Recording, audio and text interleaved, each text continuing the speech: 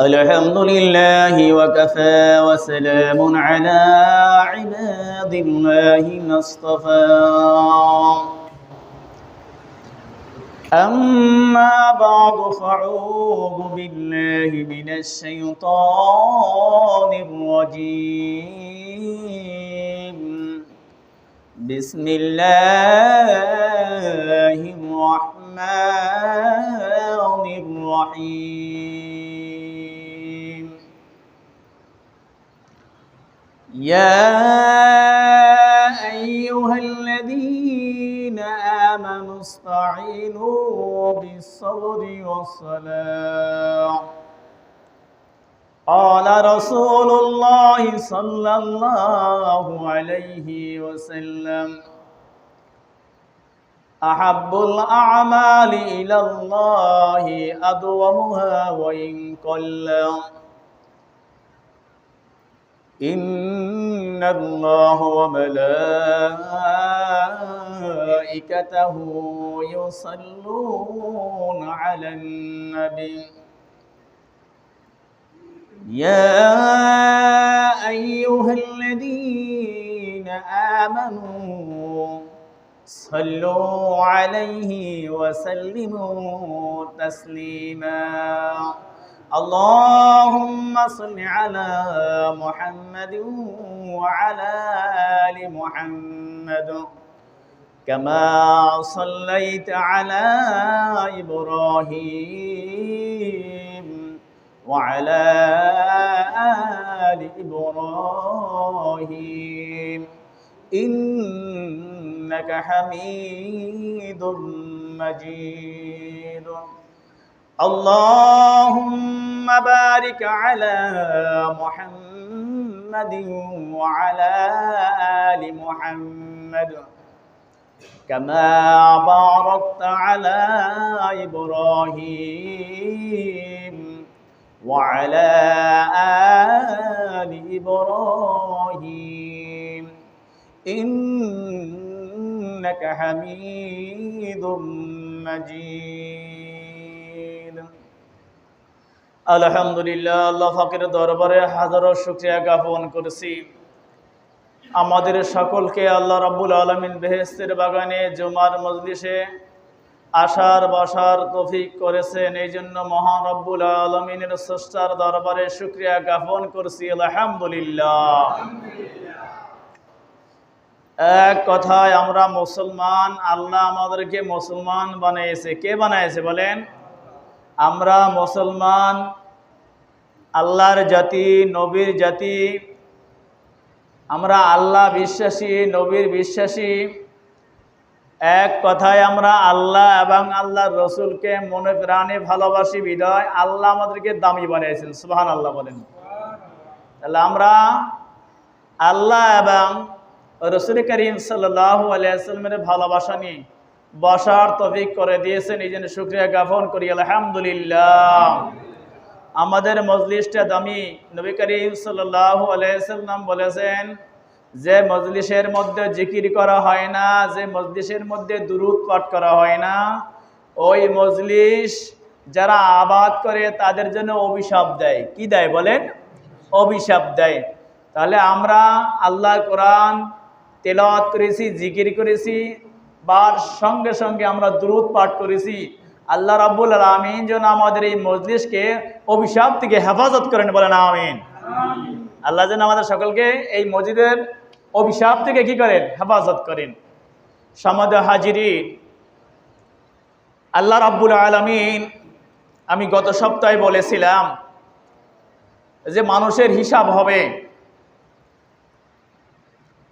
একটা কুকুরের হিসাব হবে না পানির হিসাব হবে না বোবা প্রাণীর হিসাব হবে না আল্লাহ আমাদেরকে হিসাব নেবেন কিন্তু বোবা প্রাণী বোঝে আল্লাহর দাসত্ব করে গোলামি করে তাকে কে সৃষ্টি করলো সেটা বোবা প্রাণী বোঝে আপনি 18,000 মাখলুকের সৃষ্টিত্ব শ্রেষ্ঠ হইয়া আপনি না বুঝতে পারেন প্রভুকে কিন্তু তারা বোঝে গাছ বোঝে গাছের পাতাগুলো বোঝে। কিন্তু দেখবেন আসরের সময় হয়ে গেলে মাগরিবের আগে আগে দেখবেন গাছের পাতাগুলো নিচু হইয়া যায়, যায় কি যায় না বলেন?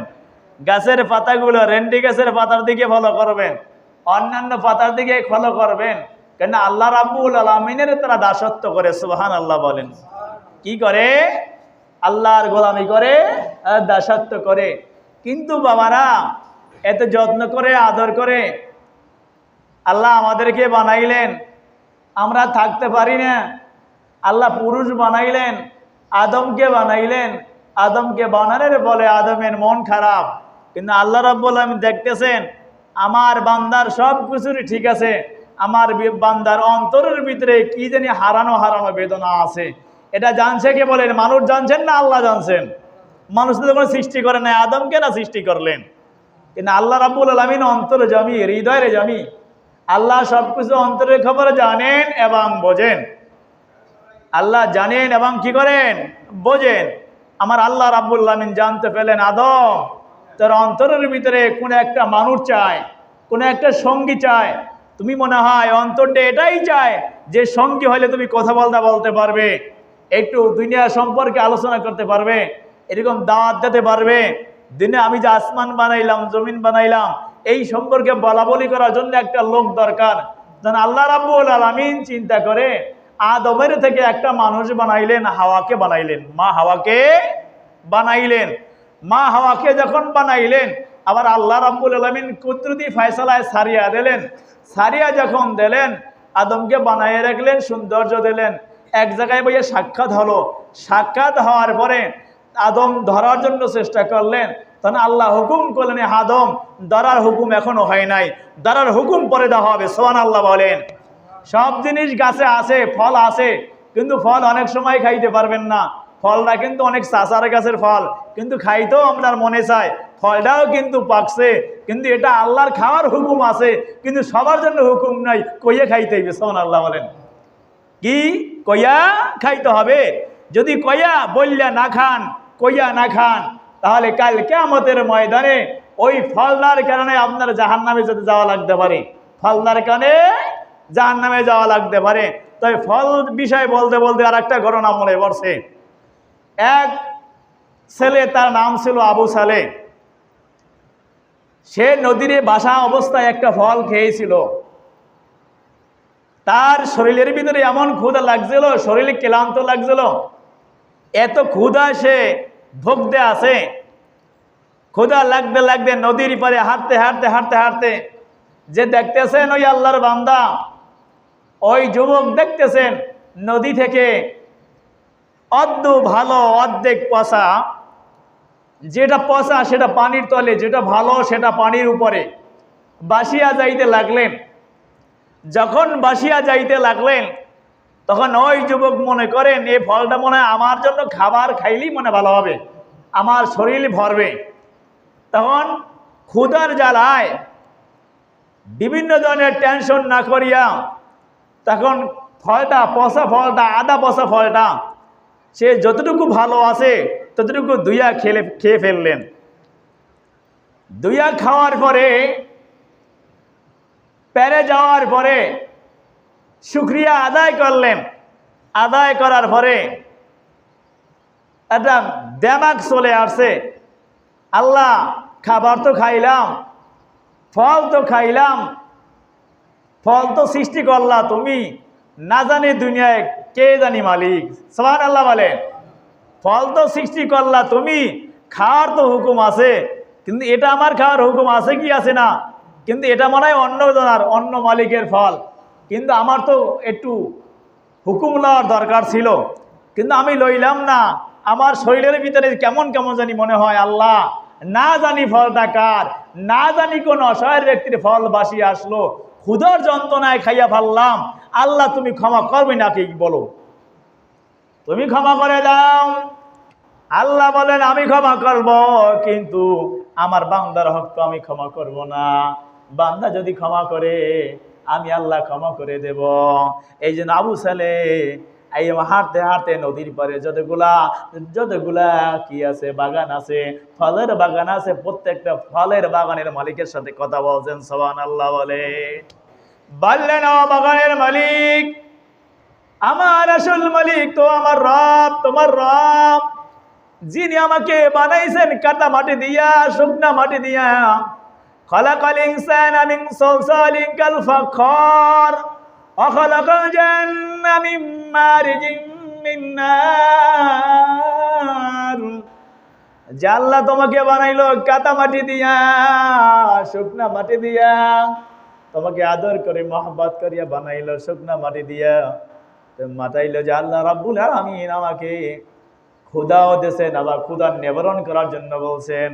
আল্লাহ গাছের ফল দেছেন, কিন্তু কার আয়াতের ভিতরে গাছটা আছে, ওই ফলটা জানি কার বাগানে। এরকম করতে করতে করতে দৌড়ায় আর আবু সালে বলতেছেন, মালিক রে, ফল তো খেয়ে ফেললাম, জানি না ফলটা জানি কার। হৃদয়ের বেদনায় বদিত হয়েছে, কান্নাময় হৃদয়। সামনে যেতে যেতে যেতে যেতে এক বড় লোক মালিকের সাথে দেখা। বলা হলো, এই বাগানের মালিককে। বাগানের কর্মচারী বলতেছেন, মালিক তো এখনো বাসার মধ্যে আছে। আবু সালে বললেন, আমার যতটা বাজুক না কেন, আর রাত্র যদি গভীর হয়ে যায়, তারপরও মালিকের সাথে আমার কথা বলতে হবে, মালিকের সাথে আমার ক্ষমা চাওয়ার দরকার আছে। সুবহানাল্লাহ বলে। মালিকের সাথে কথা বললাম।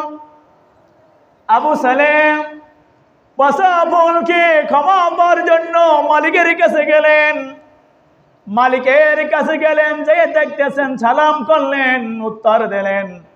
উত্তর দেওয়ার পরে মালিক বলতেছেন, এই যুবক, আমার কাছে কি চাও? কিছু চাও কিনা বলো। যুবকের চেহারার দিকে তাকাইয়া টপটপাইয়া চোখের পানি পড়তে লাগলেন। হৃদয় মাখা দিল নিয়ে বলতেছেন, ওগো মুরব্বী, ও বাগানের মালিক, যে বাগান সৃষ্টি করলো ওই বাগান আমাকে ক্ষমা করবে না, যতক্ষণ পর্যন্ত না বাগানের মালিক আমাকে ক্ষমা না করে। সুবহানাল্লাহ বলে। ক্ষমা করবে না। আপনার উপর একটু আগতি মিনতি, এই হৃদয় বেদনা মন নিয়ে বলতেছেন, বাবা মুরব্বী, নদীর ভিতরে বাসিয়া যাওয়া একটা ফল খেয়ে ফেললাম। ফলটা অর্ধেক ভালো, অর্ধেক নষ্ট, পচা, কিন্তু ক্ষুধার জ্বালায় খেয়ে ফেলছি। খাওয়ার পরে অনিনয় বিনয় চলে আসলো, মেধা চলে আসলো। যা জেহান আল্লাহ আমাকে দিল, ওই জেহান দিয়া ভাবলাম ফলটা তো দুনিয়ার কারো আছে। তাহলে গাছটা যে লাগাইলো, কত কষ্ট করিয়া লাগাইলো, তার হুকুম যারা সারা যদি খাই, আমার আল্লাহ আমাকে মাফ করবে না, হারাম খাইলা। মুরব্বী বাবা, আপনি আমাকে মাফ করবেন নি বলেন, ফলটা ধরেন আপনার গাছের, আপনার গাছেরই ফল আমি খেয়ে ফেললাম, আপনি আমাকে মাফ করবেন কিনা বলেন। মুরব্বী তো বুঝতে পারছেন লোকটা কেমন যুবক, বুঝিয়া শুনিয়া একটু চুপ করিয়া রইলেন। বললেন, মুরব্বী বলেন, ও যুবক, তোমারে তো আমার দরকার, আর তোমাকেই তো আমার দরকার। তোমার মতো যুবক তো আমি দেখি নাই।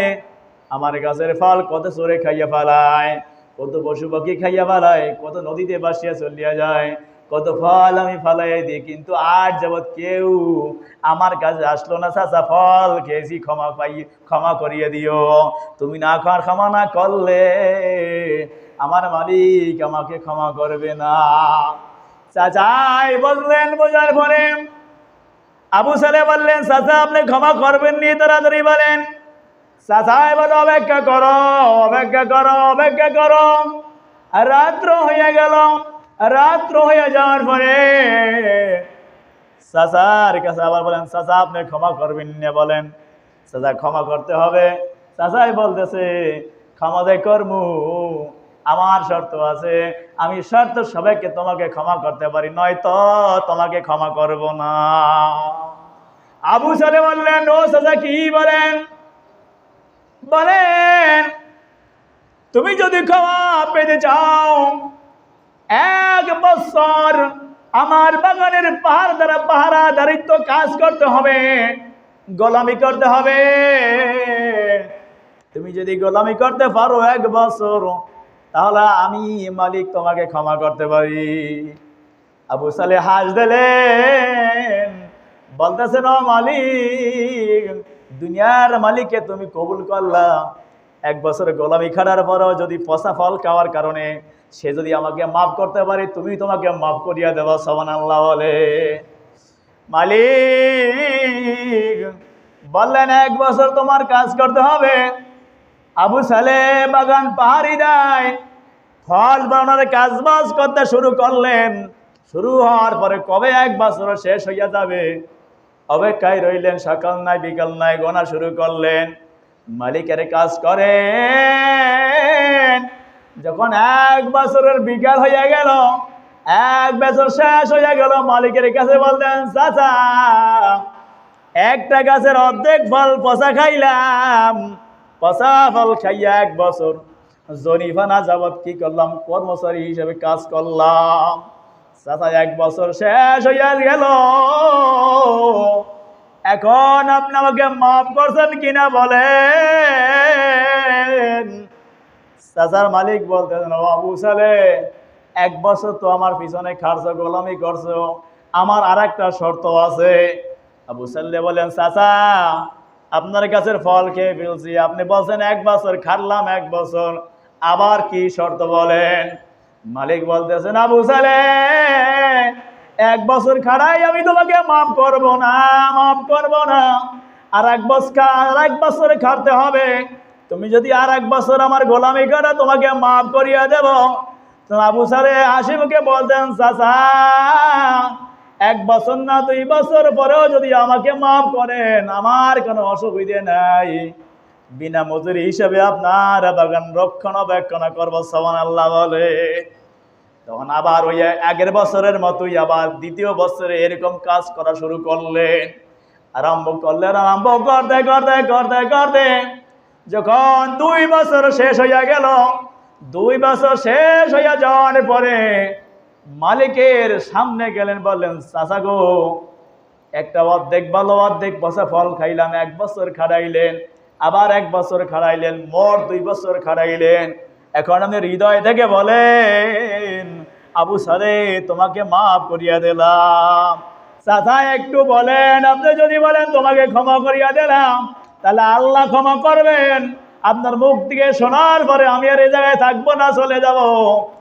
চাচা এমন নিষ্ঠুর চাচা পরীক্ষা করার জন্য বলতেছেন, আবু সালেহ, 1 বছর খাড়াইলাম, ভালো লাগলো, চরিত্র তোমার ভালো, আখলাক ভালো, কাজ ভালো করো। 2 বছর খাড়াইলাম, তাও পরীক্ষা করলাম, চরিত্র ভালো, আমানতদারি, আমানতের খেয়ানত করো না, মালিকের বোঝাপড়া ভালো করে করতে পারো, তোমার প্রতি আমার সন্তুষ্ট আছে। আমার আর একটা শর্ত আছে। আবু সালেহ বলেন, চাচা 1 বছর বললেন, 2 বছর করলাম, আবার কি শর্ত দেবেন আপনি বলেন।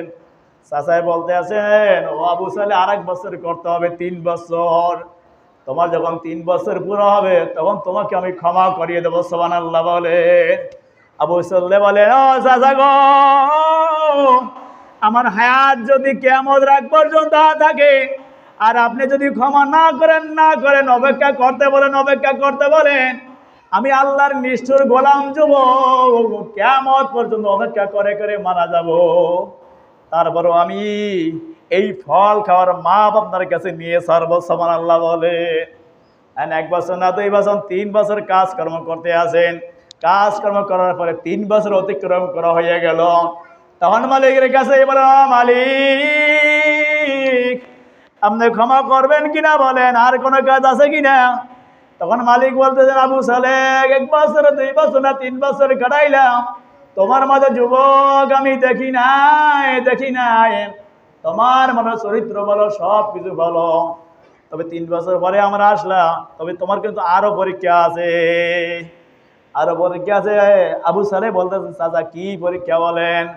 তখন মুরব্বী বলতেছেন, আমার একটা যুবতী মেয়ে আছে, ওই মেয়েটা তোমার বিবাহ করতে হইবে। আবু সালেহ বলতেছেন, চাচা তারপরেও যদি আমাকে ক্ষমা করেন, আমি বিবাহ করলাম। সুবহানাল্লাহ বলেন। চাচা, আপনার মেয়েকে যদি বিবাহ করিয়া ক্ষমা পাইতে হয়, তারপরও আমাকে ক্ষমা করিয়া দেবেন, আপনার মেয়েকে বিবাহ করব। তখন চাচাই বলল, আবু সালে আমার মেয়ের 3টা শর্ত আছে। আমার মেয়ের পাও দিয়ে হাঁটতে পারে না, চোখ দিয়া দেখে না, মুখ দিয়া খাইতে পারে না, চোখ দিয়া দেখতে পারে না, হাত দিয়া চলতে পারে না, হাত দিয়া ধরতে পারে না, পাও দিয়ে হাঁটতে পারে না। তুমি আমার মেয়েকে বিবাহ করবে কিনা বলো বলো। আবু সালে বলে, ও আমার চাচা, আপনার মেয়ে কি অন্ধ? আপনার মেয়ে কি চোখে দেখে না, কানে শোনে না? আমি বিবাহ করবো, সমস্যা নাই, সমস্যা নাই, সমস্যা নাই। একটা ফল খাওয়ার পরেও যদি আপনি আমাকে ক্ষমা করিয়া দেন, আপনার অন্ধ মেয়েকে বিবাহ করব। আপনার এরকম পাও দিয়ে হাঁটতে পারে না মেয়েকে বিবাহ করবো, সমস্যা নাই। চাচা আপনি ক্ষমা করবেন কিনা বলেন।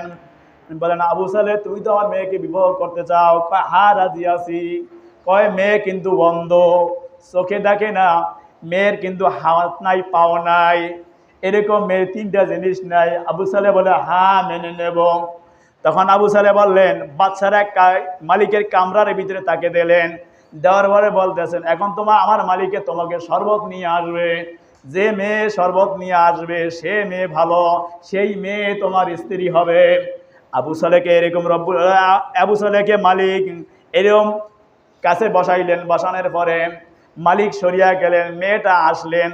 আসার পরে ডান হাতে সরবলে গেলাম, বা আমাদের একটা বাগানিয়া মুখ দিয়া সালাম দিয়া, ডান পাও দিয়া এরকম দরজায় পড়া দিয়া বললেন, আসসালামু আলাইকুম, আসসালামু আলাইকুম বলিয়া যখন এরকম আবু সালে মেয়ের দিকে তাকাইলেন, মেয়ের দিকে তাকানোর পরে এরকম কি করলে মেয়ে, আবু সালে রাগ হইয়া গেলেন। বলেন, আমি তার দিকে আর দ্বিতীয়বার তাকাবো না, দ্বিতীয়বার তাকাবো না। কেন তাকাবো না?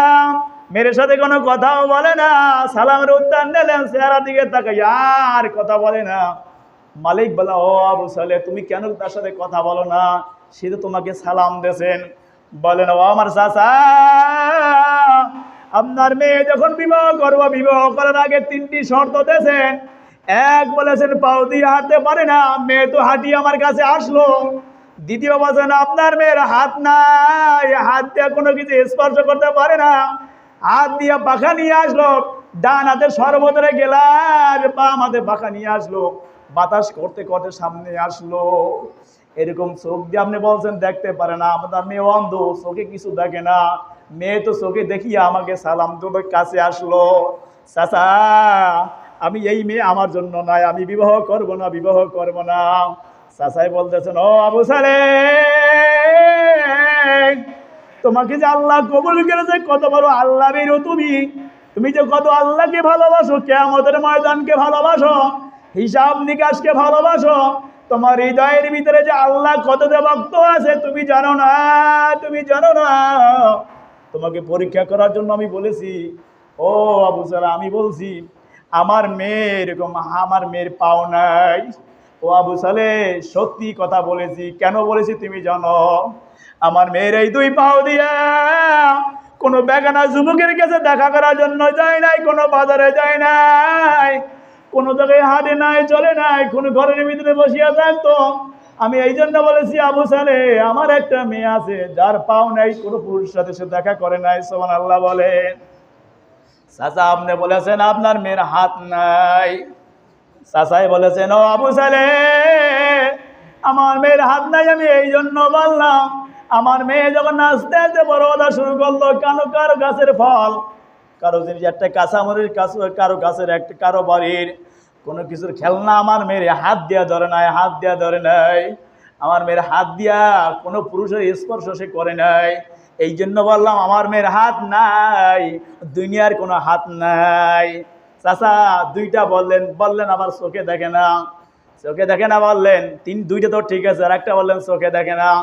এখন বাদশার মালিকে বলতে আছেন, ও আবু সালে, আমার মেয়েকে বলছি চোখে দেখে না, এই জন্যই বলেছি আমার মেয়ে 2 চোখ দিয়া ঘরের ফ্যামিলি ছাড়া আমার মেয়ে কোনো বেগানা পুরুষের চেহারা দেখে নাই, কোনো কিছুর বাজারে যায় নাই, বাজারে যায় না, দেখে নাই। আমার মেয়ে খুব পবিত্র। আমি মনে করলাম এই পবিত্র মেয়েটার জন্যই আমার এই ছেলেটা প্রয়োজন। সুবহানাল্লাহ বলেন। আবু সাল্লাহ বলে, ও মালিক, তারপরে তুমি ক্ষমা করবা কিনা? আল্লাহর কাছে ডাক দেবেন, ও মালিক দুনিয়ার জমিনে এরকম মালিক আমাকে ক্ষমা করলো, এত শাস্তি প্রদান করলো, এই কারণে শাস্তি প্রয়োগ করলাম। তুমি মাওলা একটা গাছের পচা ফল খাওয়ার কারণে তুমি যদি আমার প্রতি রাগ হইয়া যাও, কিয়ামতের ময়দানে আমার হিসাব তুমি না নাও, আমার দিকে না তাকাও। এই জন্য 3 বছর গোলামি কাটলাম, এত পরীক্ষার ভিতরে পড়িয়া গেলাম। আল্লাহ তুমি ক্ষমা করবে কিনা বলো, ক্ষমা করবো কিনা? দুনিয়ার মালিক আমাকে ক্ষমা করিয়ে দিল। আল্লাহ বলে, আবু সালেহ, দুনিয়ার মালিক যেন তোমাকে ক্ষমা করছে, আর আগে আগে আমি আল্লাহ তোমাকে ক্ষমা করিয়ে দিলাম। সুবহানাল্লাহ বলে। তুমি যে আমি আল্লাহকে কতটা ভালোবাসো, কতটা মহাব্বতে করো, কতটা ভালোবাসো, এই ভালোবাসাটা পরীক্ষা করার জন্য একজন মালিকের সপন্ন করলাম। সপন্ন কইয়া দেখলাম কত তুমি ভক্তি আছে আমার প্রতি, তোমার কত ভালোবাসা আছে। এই জন্য সম্মানিত হাজিরিন, এরকম আখলাক নিয়ে যদি দুনিয়ার ভিতরে থাকতে পারেন, কবরের বিষয় কিন্তু আল্লাহ আমাদেরকে দিয়ে দেবে, জান্নাতের বিষয় কিন্তু দুনিয়াতেই দিয়ে দেবে। সুবহানাল্লাহ বলে। এই জন্য আমরা যখন মসজিদে আসবো, হযরত আবু হুরায়রা রাদিয়াল্লাহু তাআলা আনহু তার ইতিহাস শুনলেন। হযরত আবু হুরায়রা রাদিয়াল্লাহু তাআলা আনহু আল্লাহ রসুলের দরবারের ভিতরে সে পড়ে থাকতেন।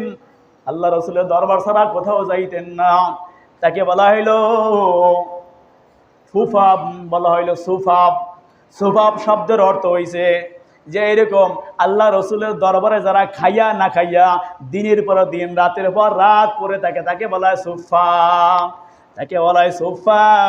ওই সাহাবী আল্লাহ রসুল সাল্লাল্লাহু আলাইহি ওয়াসাল্লামের কাছে থাকতেন। ওই সাহাবী আল্লাহর এত ভক্ত ছিলেন, রসুল ভক্ত ছিলেন।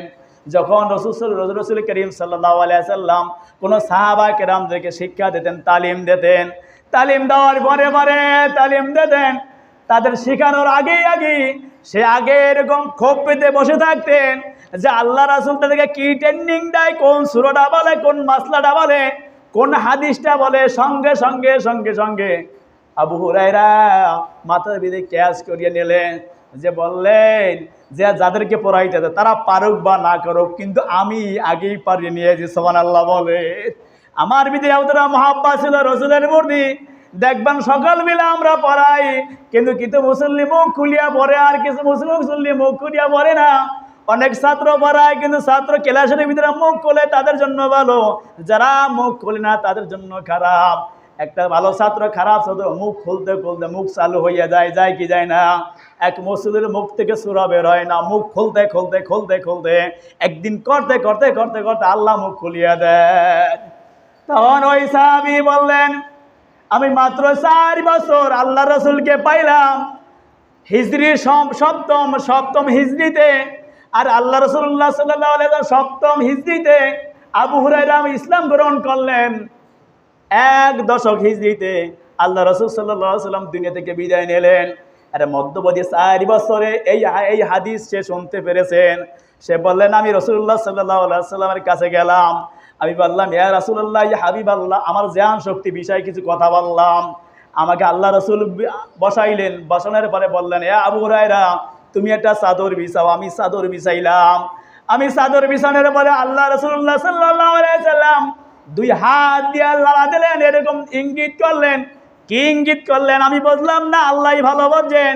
কিন্তু হা সরাইলেন। হা সরানোর পরে বলতেছেন, ইয়া আবু হুরায়রা, তুমি নাও চাদরটা তোমার বুকে জড়াইয়া নাও।